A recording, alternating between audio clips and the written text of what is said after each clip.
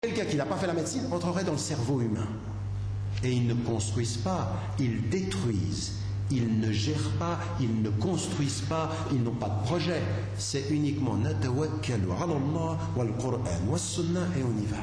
Les sciences qui consistent à savoir comment ça fonctionne, les règles comportementales, le minimum de psychologie, la psychologie collective, les sciences sociales qui permettent d'aborder une société, d'aborder sa dynamique, de connaître son histoire et sa mémoire. On y va. Et ça ne va pas. Et ça ne va pas. Pourquoi? Parce que dès le départ, il y a une dimension qui manque. C'est-à-dire qu'on a oublié ce que les savants mettaient implicitement dans leur travail parce qu'ils en avaient la connaissance qui était la connaissance du milieu. Nous, on l'a séparé. Et aujourd'hui, nous disons quelque chose, mais nous ne le faisons pas. Nous disons l'islam, ça touche tous les domaines des savoirs, mais en même temps, ce que l'on voit, c'est que nous n'abordons pas tous les savoirs de la même façon et que nous avons établi une vraie distinction entre l'ulum al-islamiyya et les autres savoirs. Je vais vous poser une question, après j'y reviendrai, mais je vous pose une question maintenant pour que vous y réfléchissiez pendant que je continue la conférence. Imaginez aujourd'hui un médecin. Non, le médecin parce que j'en parle beaucoup. Vous imaginez un mathématicien. Un mathématicien, la convention, c'est que la numérotation va commencer par 0 et 1, etc. Donc, sur la convention mathématique générale, nous savons que 2 plus 2 égale 4. Oui? Alors, je mets une équation. Combien font 2 plus 2?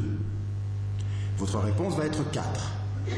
Ma question est, qu'est-ce qui est islamique dans votre résolution de l'équation? Est-ce que l'équation est islamique? Est-ce que la réponse est islamique? Ou est-ce que rien n'est islamique? Ou est-ce que c'est simplement de la mathématique? Et si c'est simplement de la mathématique, vous êtes en train de dire qu'il y a de la mathématique qui n'est pas islamique. Ou alors, c'est islamique. Ça veut dire que toutes les mathématiques sont islamiques. Question. Qu'est-ce qui est islamique dans une équation mathématique? Non, je vous laisse réfléchir, je continue mon exposé. C'est une question importante, ne la minimisez pas. C'est une question qui est extrêmement importante. Elle est extrêmement importante parce que c'est à peu près clair quand il s'agit de mathématiques. Vous passez dans les sciences humaines et dans les sciences sociales, c'est beaucoup plus complexe parce qu'il faut mesurer ceci.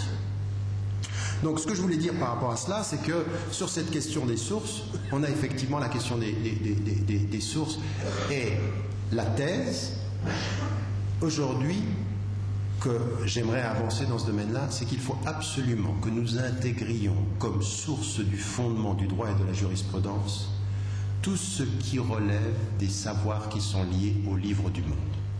C'est-à-dire qu'il faut aujourd'hui intégrer ces savoirs de façon globale et spécialisée à l'émergence d'un droit normatif musulman et d'une éthique musulmane appliquée dans chacun des domaines. Ça veut dire, c'est une façon de globaliser, tout y entre désormais, mais pas n'importe comment. Il faut appliquer une éthique spécifique à chacun des domaines. Donc c'est une inclusion globale et une spécialisation rigoureuse. Vous me suivez? Inclusion globale de tous les savoirs, mais spécialisation rigoureuse parce que ce dont nous avons besoin, c'est une éthique appliquée pour chacun des domaines. Donc c'est un vrai chantier. Mais ça veut dire quoi? Ça veut dire que dans l'émergence des fatwas, il y a un déplacement du centre de gravité de l'autorité. Elle ne peut plus être le seul fait des savants des textes. Et moi je les appelle les ulama al-nusus, mais ma thèse aujourd'hui, c'est qu'il faut qu'on intègre dans les majalis, dans les domaines qui sont très spécifiques et pointus, ceux que j'appelle ulama al-waqa. Et je les appelle ulama, pas simplement khubara. Vous connaissez dans la langue arabe ce que c'est qu'un khabir ou ce que c'est khubara, mutakhassis. C'est un statut un peu aqal. Et je vois pas pourquoi. Parce qu'il y a dans certains savoirs, il faut un savoir très pointu, c'est très difficile. Jamais dans le domaine de la médecine, les fuqaha ou les ne diminueront le savoir du médecin. Quand vous êtes à 2 mm de la moelle épinière et que c'est une question de vie et de mort, vous ne prenez pas la personne comme elle ne sait pas. Là, c'est le savoir qui compte. Là, c'est quand on est dans la vie et la mort, c'est le savoir. On ne minimise pas ça. Là, le faqih, quel que soit son savoir, il se tait et il écoute le savant qui traite avec la moelle épinière. Parce que là, on est dans le maut, c'est-à-dire on est... Oui, là, c'est du savoir. Là, on l'admet. Mais quand il s'agit de sciences sociales, qu'est-ce qu'il raconte? On minimise tout ceci. Et là, il faut vraiment qu'on réinvestisse le poids du savoir. Ce que c'est que ce savoir-là dans les sciences et tous les niveaux. Et je vais prendre 2 ou 3 exemples. Donc ça me paraît important. Je n'ai pas le temps. Je voulais faire avec vous un petit bout de chemin à partir des Shafi'i sur tout ce qui a été l'école des maqasid. Et finalement, j'en ai un tout petit peu parlé cet après-midi. J'aurais voulu être plus spécifique par rapport à ça, à les différentes évolutions entre jusqu'à Shatibi et ce qu'il a mis en évidence. On n'a pas le temps. S'il y a vos questions, on y reviendra. Puis c'est peut-être un tout petit peu trop technique. Mais je vais venir maintenant aux exemples. Une fois qu'on a dit ceci, que pour l'islam et les sciences, quelle perspective? L'idée aujourd'hui qu'il faut que nous disions de façon extrêmement claire que les sources du droit et les fondements du droit, les sources du droit et de la jurisprudence de l'islam, ce n'est pas simplement les textes, mais c'est aussi le waqi', le contexte, l'univers, comme un livre qu'il faut étudier, savoir quels sont les principes qui sont les principes immuables, quels sont les principes qui changent, comment fonctionnent les cultures, comment est-ce qu'on travaille avec les cultures, ça c'est un. Et qu'il faut qu'on amène aujourd'hui des comités de savants qui vont travailler dans des domaines très très précis et qui doivent s'armer de toutes les compétences dans ce domaine précis. Et qu'ensuite, à partir de ceci, on comprend que l'autorité de l'éthique et de la norme n'est pas simplement produite par les textes, mais elle est liée à un rapport texte-contexte, un rapport dialectique, il faut les deux. Et finalement, c'est ça l'ijtihad. Pourquoi est-ce que c'est ça l'ijtihad? Parce qu'il y a 3, en fait, domaines de l'ijtihad, contrairement à ce qu'on dit. Le premier domaine de l'ijtihad, c'est celui qui est sur les textes.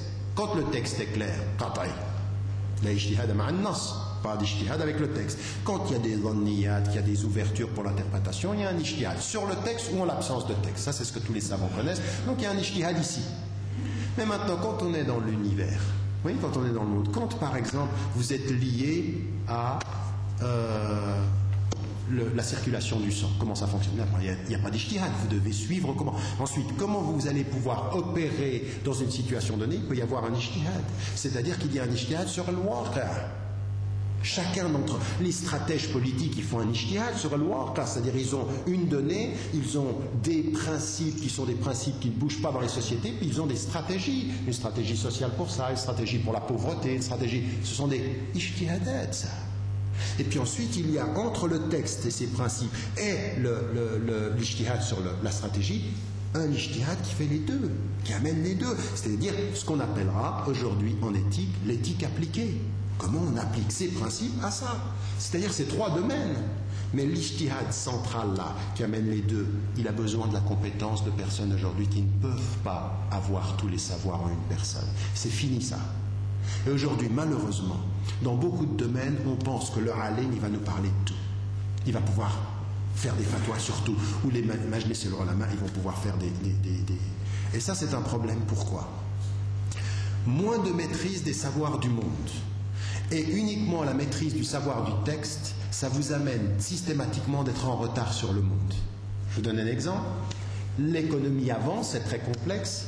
Vous ne maîtrisez pas l'économie, donc vous venez avec les textes en train de suivre l'économie qui avance plus vite que vous. Vous êtes toujours en retard du savoir. Et qu'est-ce que vous faites? Uniquement des fatwas d'adaptation.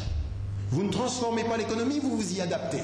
La médecine avance, vous êtes derrière la médecine et vous faites des fatwas derrière la médecine. Vous voyez ce que je veux dire? Ah non, il faut maîtriser les savoirs pour faire des fatwas prospectives, justement pour empêcher d'aller dans certaines directions, pour cadrer le savoir et l'orienter, pas pour toujours être en arrière et s'adapter. Mais ça vient de quoi? Notre manque de maîtrise des savoirs contemporains fait que finalement on est toujours en retrait. Et quand vous êtes toujours en retrait, vous êtes toujours sur la défensive. Le monde de la fatwa aujourd'hui est un monde qui s'est développé sur la défensive. Regardez tout le produit des fatwas, 80% des fatwas qui sont produites par le monde musulman sont des fatwas de protection, jamais de prospection. jamais de vision, jamais de regard sur le monde en avant. Toujours on se protège. Attention, là il y a l'air de ça, là, riba, là, ça non, on se protège. Et finalement, on réduit le champ de notre activité. On n'a absolument pas. Vous pouvez me citer un exemple de théorie islamique en question économique qui peut se présenter comme une alternative au système? Non, il n'y en a pas.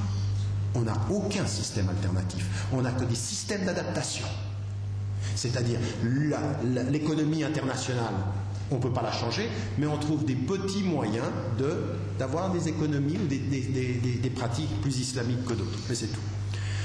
Ayant dit cela, je prends juste, si j'ai encore un tout petit peu de temps, des cas pratiques.